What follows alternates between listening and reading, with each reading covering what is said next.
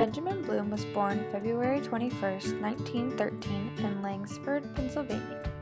His parents fled from Russia before he was born. Bloom grew up learning of the differences between his home in America and the life that his parents lived in Russia. This affected Bloom's outlook on the world around him. Bloom viewed America as a land of opportunity. Benjamin Bloom seemed to value this opportunity and spent his younger years curious and eager to learn.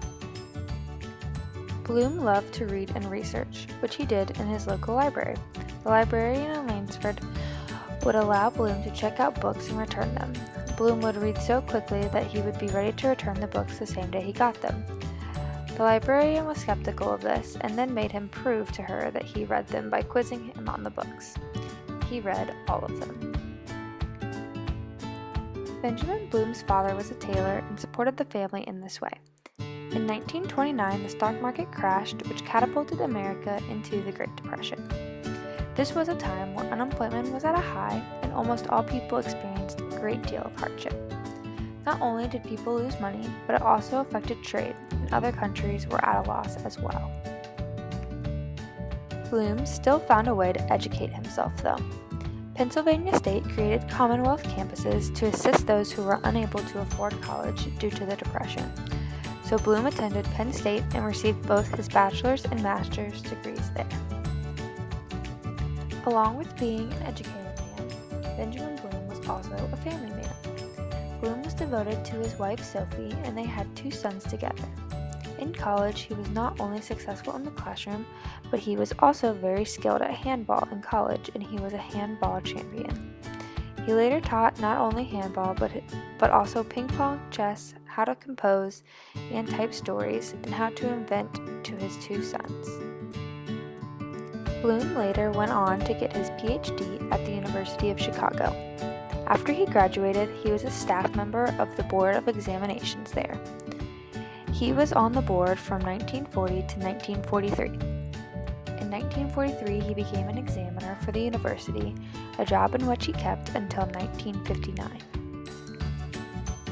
In 1956, Benjamin Bloom, with the help of Max Engelhardt, Edward First, Walter Hill, and David Krathwohl, published a framework for categorizing educational goals. It was originally published as the Taxonomy of Educational Objectives, but is now more commonly known as Bloom's Taxonomy. The original publication listed a brief overview of the main categories, the first being knowledge. This involves the recall of specifics and universals, the recall of methods and processes, or the recall of a pattern, structure, or setting.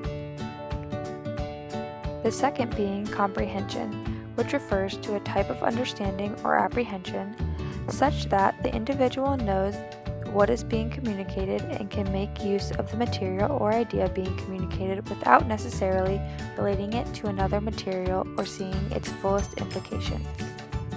The next is application, which refers to the use of abstractions in particular and concrete situations. Next is analysis, which represents the breakdown of a communication into its constituent elements or parts such that the relative hierarchy of ideas is made clear and/or the relations between ideas expressed are made explicit.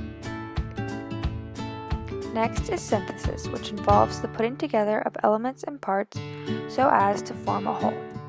And the last is evaluation, which is judgments about the value of material and methods for given purposes. The original framework was then revised in 2001 by a group of cognitive psychologists, curriculum theorists, instructional researchers, and testing and assessment specialists. They changed the main categories from the original nouns to verbs.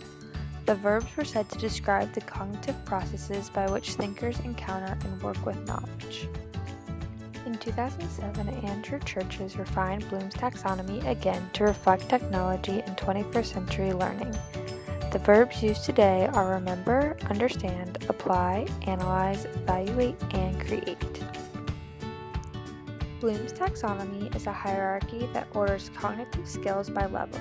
The top of the hierarchy are more complex skills, and the bottom are less complex skills. Bloom's taxonomy is used in countless classrooms today to aid teachers and help students learn.